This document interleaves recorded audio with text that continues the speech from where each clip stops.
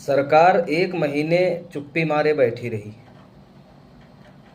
पूरे छात्र आंदोलन को नज़रअंदाज किया। कुछ लोगों ने इसे बदनाम करने की भी कोशिश की। उसके बाद छात्रों पर लाठियां चली, आंसू गैस के गोले चले, सैकड़ों छात्र जख्मी हुए। इसका मतलब है कि सरकार संवेदनशील नहीं थी। छात्रों की मांगों को लेकर सरकार में कोई संवेदनशीलता नहीं थी। फिर भी मंत्री का इस्तीफा हुआ और छात्रों की सारी मांगें मानी गईं।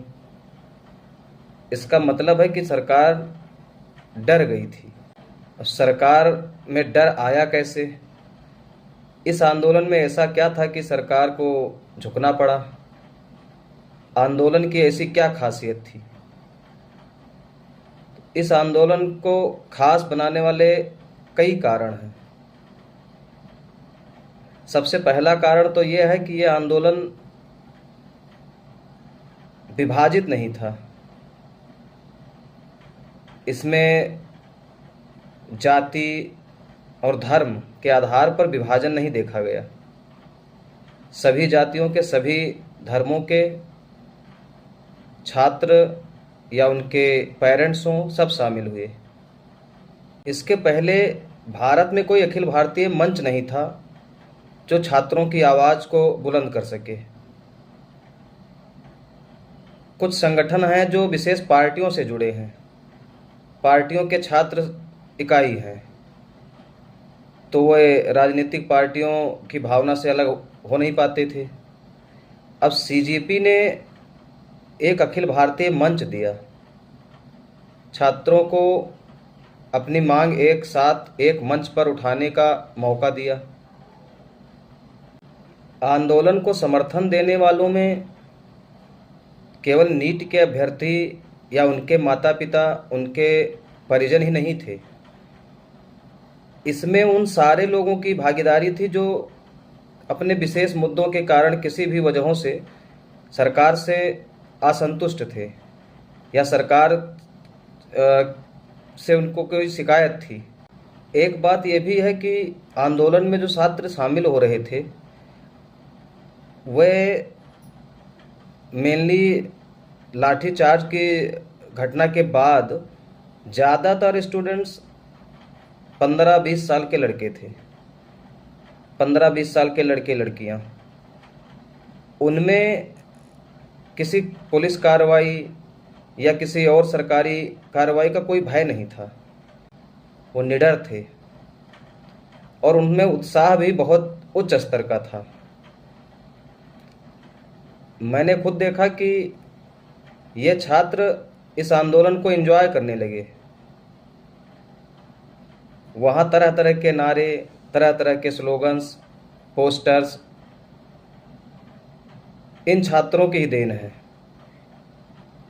ये जो 15-20 साल के छात्र थे, इन्होंने पूरे आंदोलन में उत्साह पैदा कर दी। एक विशेष बात यह भी रही कि आंदोलन को स्थानीय समर्थन बहुत मिला।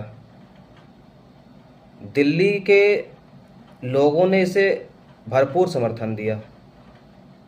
वो हर जाति धर्म के लोग थे, उच्च वर्ग के लोग भी थे, निम्न वर्ग के लोग भी थे, अमीर गरीब मजदूर सब लोग इसमें शामिल थे। उन्होंने इन छात्रों के साथ बहुत ही संवेदनशीलता दिखाई। उनमें एक सहानुभूति थी, इसलिए भीड़ बहुत बढ़ गई। और मेन स्ट्रीम मीडिया ने जो अपनी इमेज बनाई है उसके कारण इन छात्रों ने आंदोलन के बीच में उन्हें आने ही नहीं दिया, और अगर वो पहुँचे भी तो उनको रिपोर्टिंग ही नहीं करने दी। तो ना वे कोई सकारात्मक छवि दिखा पाए आंदोलन की और ना नकारात्मक छवि बहुत ज़्यादा दिखा पाए। तो आंदोलन बदनाम होने से कहीं ना कहीं बच गया। नहीं तो शायद ये मीडिया इसको हिंदू मुस्लिम या किन्हीं और मुद्दों में उलझा देती, लेकिन ऐसा वो कर नहीं पाई। इस पूरे आंदोलन को सोशल मीडिया ने अपने कंधों पर उठा लिया। स्वतंत्र पत्रकार, रिपोर्टर और तमाम कंटेंट क्रिएटर इसमें बढ़ चढ़कर शामिल हुए। उन्होंने इसे आंदोलन को पूरा महा आंदोलन बना दिया।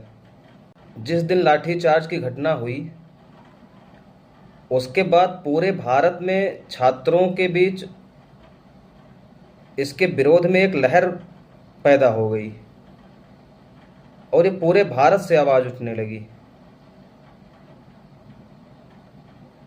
छात्रों के समर्थन में कई शहरों में आंदोलन हुए, प्रदर्शन हुए, गांव-गांव तक में आवाज उठने लगी इस आंदोलन के समर्थन में। इसका दायरा बहुत बढ़ गया था। अब ये कोई दिल्ली में सीमित नहीं रह गया था या जंतर मंतर का आंदोलन नहीं रह गया था। और एक सबसे बड़ी बात ये थी कि अब आंदोलन पर किसी एक नेता का प्रभाव नहीं रह गया था, उसका कोई पकड़ नहीं रह गया था। किसी एक नेता के भरोसे ये आंदोलन नहीं चल रहा था। सब आंदोलनकारी अपने आप में नेता थे। लाखों की संख्या में लोग अपने अपने तरह से प्रदर्शन कर रहे थे। मांग सबकी भले ही एक थी, लेकिन अब किसी पर नियंत्रण नहीं रह गया था किसी नेता का। जब तक ये मांग मानी न जाती तब तक वो आंदोलनकारी रुकने वाले नहीं थे। और यही सब कारण थे कि सरकार को झुकना पड़ा, वरना सरकार कोई संवेदनशीलता का परिचय नहीं दिया। सरकार ने ये कदम जो उठाए हैं वो भयवश आंदोलन से डर कर ही उठाए हैं। लेकिन अच्छा है, विद्यार्थियों, छात्रों के, युवाओं के हित में ही है। आगे सरकार अगर इस पर गंभीरता से काम करती है तो छात्रों के लिए बहुत अच्छा होगा, देश के लिए अच्छा होगा। और इससे आंदोलन की, जन समूह की, जन आंदोलन की शक्ति जो है वो भी एक बार फिर स्थापित हुई है।